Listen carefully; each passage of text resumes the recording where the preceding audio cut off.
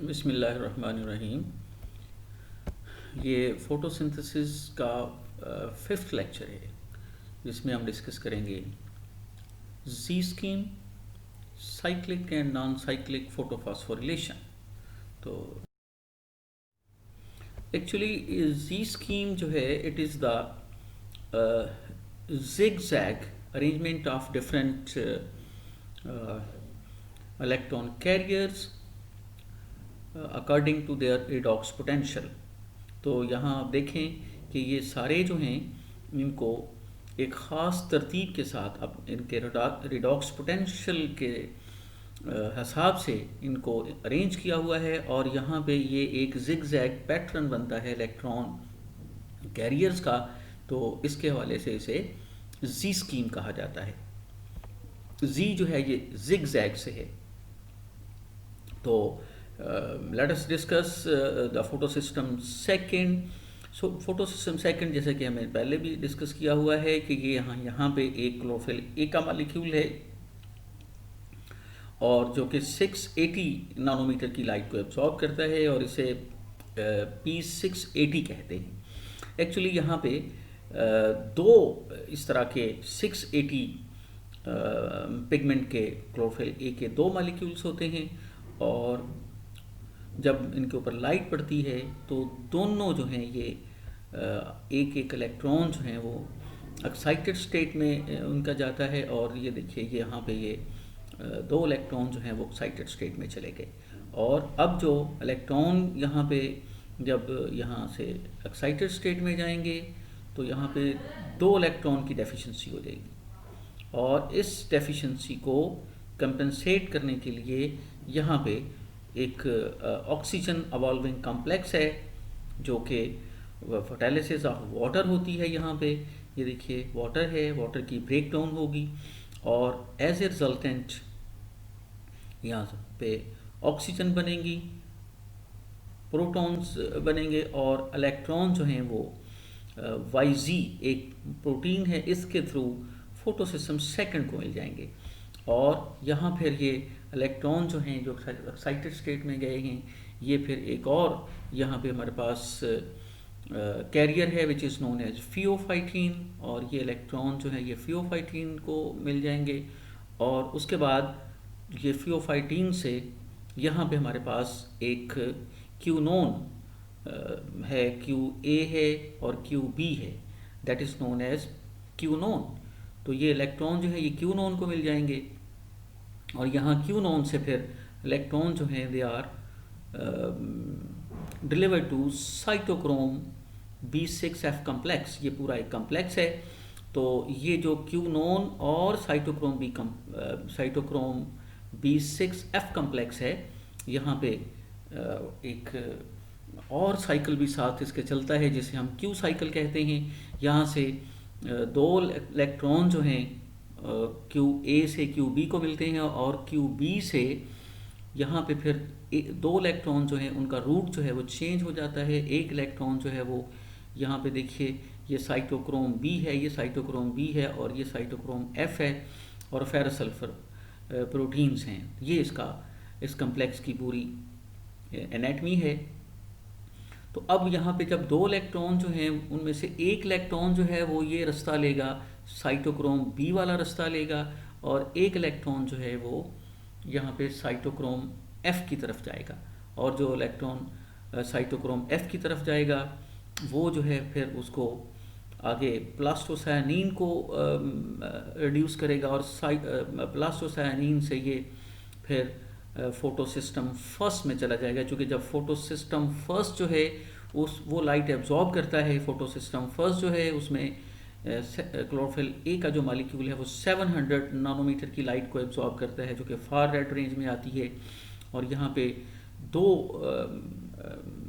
Proteins होती हैं, protein A और प्रोटीन बी, और यहाँ से फिर इलेक्ट्रॉन जो हैं वो एक्साइटेड स्टेट में जाते हैं, और यहाँ से फिर P700 जो है वो एक्साइटेड स्टेट में चला गया। उससे फिर इलेक्ट्रॉन जो हैं दैट डिलीवर्ड टू A0।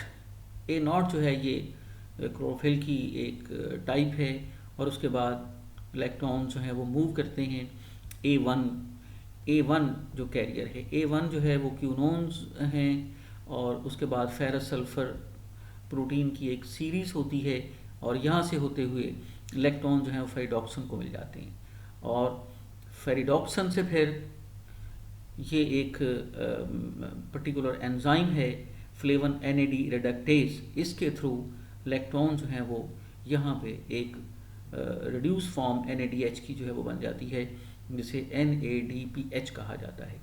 तो इसको दोबारा देखते हैं कि यहाँ पे अगर फोटो सिस्टम फर्स्ट पे जब लाइट पड़ती है तो इलेक्ट्रॉन एक्साइटेड स्टेट में जाते हैं, एक्साइटेड स्टेट में जाने के बाद ये A0 की तरफ मूव करते हैं, फिर A1 में जाते हैं, और A1 से फिर फेरस सल्फर प्रोटीन से होते हुए यहाँ पे फेरस सल्फर प्रोटीन X है, फेरस सल्फर प्रोटीन A है, फेरस सल्फर प्रोटीन B है, और फिर फेरिडॉक्सन है, और फेरिडॉक्सन से फिर ये एक एंजाइम है फ्लेवन NAD रिडक्टेज, उससे होते हुए ये NADPH जो है उसको रिड्यूस कर देते हैं।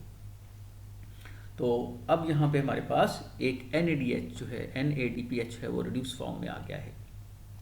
अच्छा, अब यहाँ इलेक्ट्रॉन की जो डेफिशिएंसी है उसको ये वाला रूट जो है वो फिल करता है। 680 नैनोमीटर की लाइट पड़ी, 2 इलेक्ट्रॉन जो हैं वो ऑक्साइडेड स्टेट में गए, और फिर ये होते हुए क्यूनोन से और QA से QB से, और फिर ये यहाँ पे 2 रूट हो गए, और एक जो इलेक्ट्रॉन यहाँ पे साइटोक्रोम B को मिला था ये दोबारा फिर क्यूनोन के पास आएगा।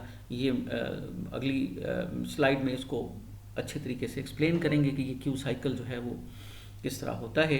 तो साथ में क्या होगा कि यहाँ पे जब इलेक्ट्रॉन यहाँ पे आएंगे तो यहाँ पे प्रोटॉन का जो है वो प्रोटॉन जो है वो ल्यूमन में जाएंगे, और वहाँ से प्रोटॉन का ग्रेडियंट बनेगा, और यहाँ भी ये प्रोटॉन्स हैं, यहाँ भी प्रोटॉन्स आएंगे, और ये सारे प्रोटॉन जो होंगे ये अल्टीमेटली फिर जाके ATPase को ऑपरेट करेंगे, और फिर ATP सिंथेसाइज होगी। तो इस जी स्कीम में 2 तरह की जो प्रोडक्ट है वो सिंथेसाइज होती है, एक जो है वो NADPH है और एक जो है वो ATP है, और फिर ये दोनों चीज़ें जो हैं ये कैल्विन साइकिल में इस्तेमाल होती हैं। देखते हैं अगली स्लाइड में कि ये क्यू साइकिल जो है वो होता है। तो ये देखिए ये क्यू साइकिल है, ये क्यू साइकिल जो है ये 2 हिस्सों में कंप्लीट होता है। इसको हाफ क्यू साइकिल कहते हैं, और फिर दूसरा हाफ जो है वो यहाँ से ये दूसरा हाफ है। तो फर्स्ट क्यू साइकिल जो है QH2, ये देखिए ये स्ट्रोमा साइट है और ये ल्यूमन साइट है। ये फोटो सिस्टम सेकंड है, फोटो सिस्टम सेकंड से इलेक्ट्रॉन जो हैं वो एक्साइटेड हुए, और क्यूनोन हाइड्रोक्यूनोन जो है वो उसको मिले QH2, और यहाँ से जो प्रोटॉन्स हैं वो तो ल्यूमन में आ गए, और ये जो इलेक्ट्रॉन्स थे उनमें से एक इलेक्ट्रॉन जो है वो साइटोक्रोम B की तरफ चला गया, और दूसरा इलेक्ट्रॉन जो था वो फेरस सल्फर प्रोटीन से होता हुआ साइटोक्रोम, और साइटोक्रोम से प्लास्टोसायनिन और फोटोसिस्टम फर्स्ट तक चला गया। अच्छा, अब ये जो सेकंड इलेक्ट्रॉन था जो कि इस रूट पे चला था साइटोक्रोम B, और उसके बाद ये देखिए ये सेमी क्यूनोन बन गया है। यहाँ पे एक इलेक्ट्रॉन इसके पास है, ये क्यूनोन है, और ये क्यूनोन के साथ यहाँ पे स्टेरिक आ गया, तो ये सेमी क्यूनोन है। तो ये सेमी क्यूनोन जो है अभी पूरी तरह ये जो कि क्यूनोन जो है उसको 2 इलेक्ट्रॉन चाहिए होते हैं अपनी कंप्लीट रिडक्शन के लिए, तो अभी इसके पास अभी 1 इलेक्ट्रॉन है। तो इस हाफ क्यू साइकिल में 2 इलेक्ट्रॉन जो आए थे, एक इस रूट में चला गया और दूसरा जो था वो इस रूट में चला गया, और 2 प्रोटॉन जो हैं वो ल्यूमन में एक्यूमुलेट हो गए। अब इसका दूसरा हाफ साइकिल देखते हैं। फिर दोबारा उसी तरह ये क्यूनोन जो है फोटो सिस्टम सेकंड से इलेक्ट्रॉन एक्साइटेड स्टेट में गए, एक्साइटेड स्टेट में जाने के बाद उसी तरह जिस तरह पहले हुआ था, यहाँ पे 2 इलेक्ट्रॉन, एक इलेक्ट्रॉन इस रूट में और दूसरा इलेक्ट्रॉन जो है वो इस रूट में, ऐसे करके प्लास्टोसायनिन और 700। अच्छा, अब ये दूसरे साइकिल में जब ये एक और इलेक्ट्रॉन यहाँ पे आएगा तो यहाँ पे सेमी क्यूनोन जो है एक इलेक्ट्रॉन उसके पास यहाँ आया था और एक इलेक्ट्रॉन अब उसके पास यहाँ आ जाएगा। तो इसका मतलब ये हुआ कि अब ये इसके पास 2 इलेक्ट्रॉन हो गए। अब 2 इलेक्ट्रॉन और यहाँ से ये प्रोटॉन को लेके ये QH2 बना देगी, और ये QH2 जो है फिर दोबारा उसी तरह बिहेव करेगी और दोबारा साइकिल में आएगी। तो अब आपने देखा ये जो है इसे हम क्यू साइकिल कहते हैं। इसमें दो इलेक्ट्रॉन जो हैं वो जब शिफ्ट होते हैं क्यू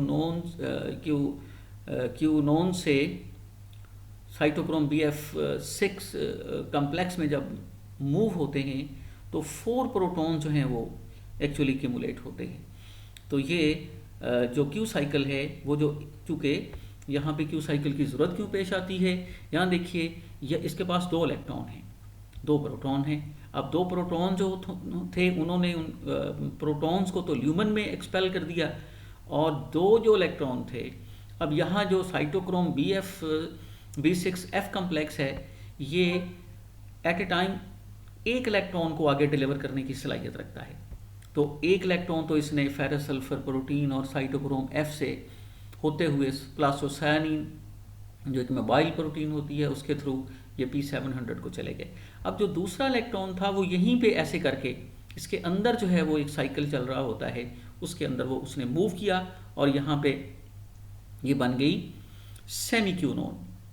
अच्छा, अब ये अगले साइकिल में क्या होगा, उसी तरह यहाँ पे 2 इलेक्ट्रॉन आए, प्रोटॉन एक्सपेल हो गए ल्यूमन में, और उसके बाद 2 जो इलेक्ट्रॉन थे एक उसी तरह सेम वे उस रूट में P700 तक चला गया, और दूसरा इलेक्ट्रॉन जो यहाँ मूव कर रहा है अब वो क्यूनोन के साथ आ गया।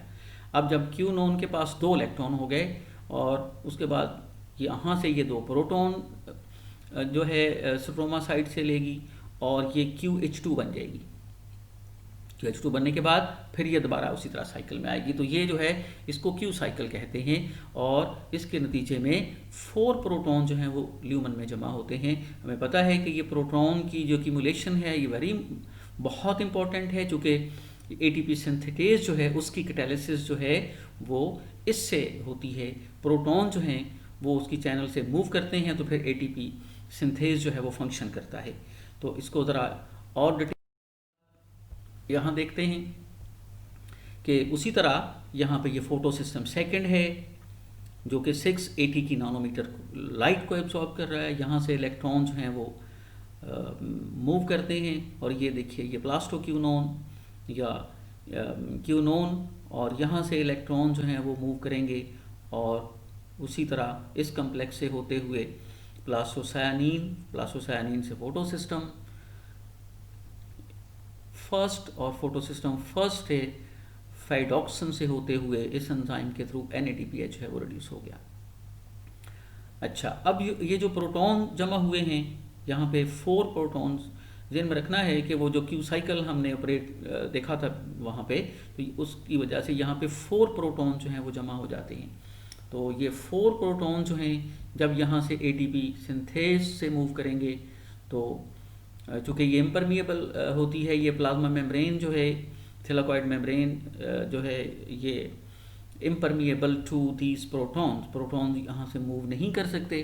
तो सिर्फ ये एक ऐसा चैनल है जिसके थ्रू ये मूव करेंगे, और फिर क्या होगा तो ATP जो है वो ATP सिंथेटेज फंक्शन करेगा, ADP और फॉस्फेट को ज्वाइन करके ATP बना देगा। तो 4 प्रोटॉन अगर मूव करते हैं तो एक ATP का मॉलिक्यूल जनरेट होता है। तो इस तरीके से यहाँ पे आपके पास देखिए कि एक NADPH जो है वो सिंथेसाइज हो गया और एक ATP का मॉलिक्यूल जो है वो सिंथेसाइज हो गया। ये दोनों चीज़ें जो होंगी ये फिर कैल्विन साइकिल में इस्तेमाल होंगी।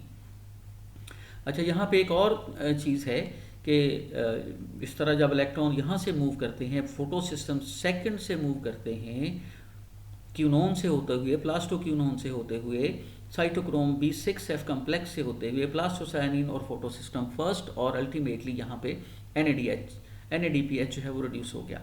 तो इस रास्ते आपको एक प्रोटीन का एक ATP का मॉलिक्यूल सिंथेसाइज हुआ और एक जो है वो NADPH जो है वो सिंथेसाइज हुआ। तो इस तरह जितने साइकिल यहाँ पे चलेंगे तो हर एक में एक जो है वो NADPH सिंथेसाइज होगा और एक ATP का मॉलिक्यूल सिंथेसाइज होगा। अच्छा, अब जो कैल्विन साइकिल है उसमें ATP जो है वो ज़्यादा चाहिए होते हैं और NADPH जो है वो कम चाहिए होते हैं वहाँ पे जो शुगर की सिंथेसिस के लिए।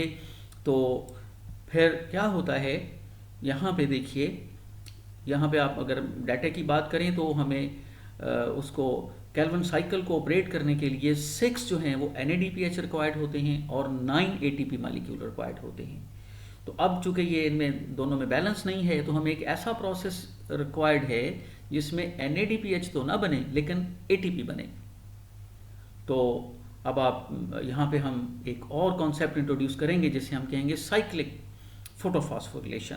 तो यहाँ पे दो तरह से फॉस्फोरिलेशन होती है। तो पहले फॉस्फोरिलेशन को देख लेते हैं कि फॉस्फोरिलेशन एक्चुअली है क्या।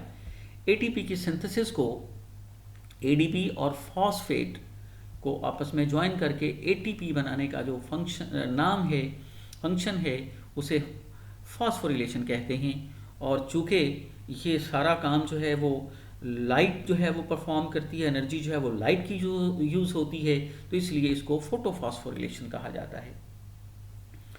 अच्छा, अब ये दो तरीक़ों से है, जो भी हमने डिस्कस किया वो नॉन साइक्लिक फोटोफॉस्फोरिलेशन है। दोबारा देख लेते हैं कि यहाँ से इलेक्ट्रॉन जो हैं वो वाटर जो है वो स्प्लिट हुआ, ऑक्सीडेशन हुई वाटर की, उसके नतीजे में इलेक्ट्रॉन जो है वो फोटो सिस्टम सेकंड के पास आए, सेकंड से प्लास्टोक्यूनोन, प्लास्टोक्यूनोन से साइटोक्रोम, प्लास्टोसायानीन और फोटो सिस्टम फर्स्ट, इससे होते हुए फाइडॉक्सन और यहाँ चले गए और यहाँ प्रोटॉन जो है वो एक्यूमुलेट हुए ल्यूमन में। ये जो प्रोटॉन्स हैं यहाँ से ये फिर एटीपी सिंथेटेज से मूव करेंगे तो एटीपी बनेगी।